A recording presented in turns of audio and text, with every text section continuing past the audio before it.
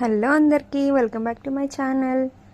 ఈరోజు one more mini వ్లాగ్లో మీకు కనిపిస్తున్న ఈ గుంత పొంగనాల గురించి మీలో ఎంతమందికి తెలుసో నాకు కామెంట్ చేయండి. అసలు ఇడ్లీ అంటేనే ఇష్టం లేని వాళ్ళు లేదా ఇడ్లీ తిని బోర్ కొట్టింది అనుకున్న వాళ్ళకి ఇడ్లీ బ్యాటర్తో ఎంతో టేస్టీగా ఉండే ఈ గుంత పొంగనాలు చేసి పెడితే చాలా ఇష్టంగా తింటారు.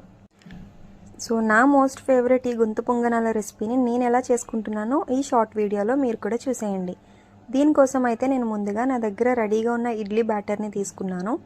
దాంట్లో ఆనియన్స్, పచ్చిమిర్చి, కరివేపాకు, కొత్తిమీర, అలానే 1 టేబుల్ స్పూన్ జీలకర్ర అండ్ అల్లం తురుము కూడా వేసుకొని మంచిగా కలుపుకోవాలి. మీకు నచ్చితే క్యారెట్ తురుము కూడా వేసుకోవచ్చు, అది కూడా టేస్ట్ చాలా బాగుంటుంది. టేస్ట్కి తగ్గట్టుగా సాల్ట్ వేసుకొని కొంచెం వాటర్ వేసుకొని లూజ్ కన్సిస్టెన్సీ వచ్చేంత వరకు మొత్తం కలుపుకోవాలి.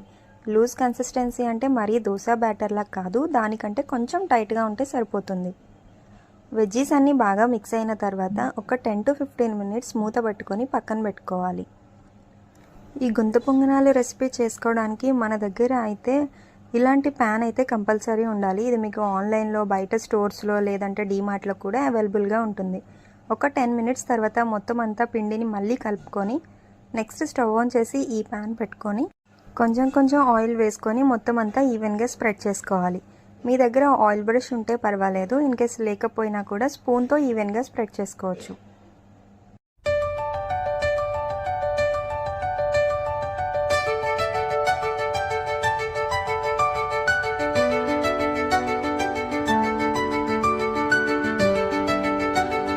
ఆయిల్ మొత్తం హీట్ అయిన తర్వాత మన దగ్గర రెడీ ఉన్న పిండిని ఈ గుంత పొంగనాలలాగా వేసుకొని పైన కొంచెం ఆయిల్ వేసుకొని మూత పెట్టుకొని మీడియం ఫ్లేమ్లో ఒక 10 to 15 మినిట్స్ మనం కుక్ చేసుకోవాలి. అప్పుడు క్రిస్పీగా బాగా కుక్ అవుతాయి.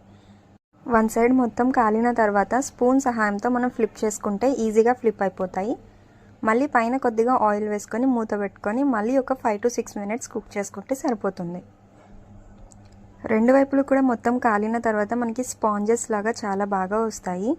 సో అవన్నీ మనం సర్వింగ్ బౌల్లోకి తీసుకొని మళ్ళీ వేసుకోవాలి, మనకి ఎన్ని కావాలంటే అన్నీ. అసలు ఆయిల్ కూడా అంటుకోకుండా వస్తుంది, మీకు నేను లాస్ట్లో చూపిస్తాను.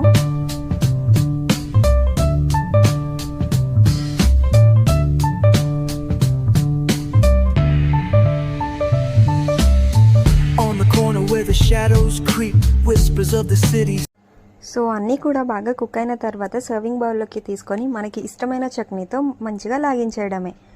చూసారు కదా, అసలు ఆయిల్ కూడా అంటుకోలేదు, చాలా స్పాంజీగా వచ్చాయి. ఈ గుంత పొంగనాలకి కాంబినేషన్గా నేను టమాటో చట్నీ చేశాను. దాని రెసిపీ కూడా నేను నెక్స్ట్ వ్లాగ్లో అప్లోడ్ చేస్తాను. ఈ రెసిపీ వీడియో మీకు నచ్చితే వీడియోని లైక్ చేయండి, ఛానల్ని సపోర్ట్ చేయండి. Thank you.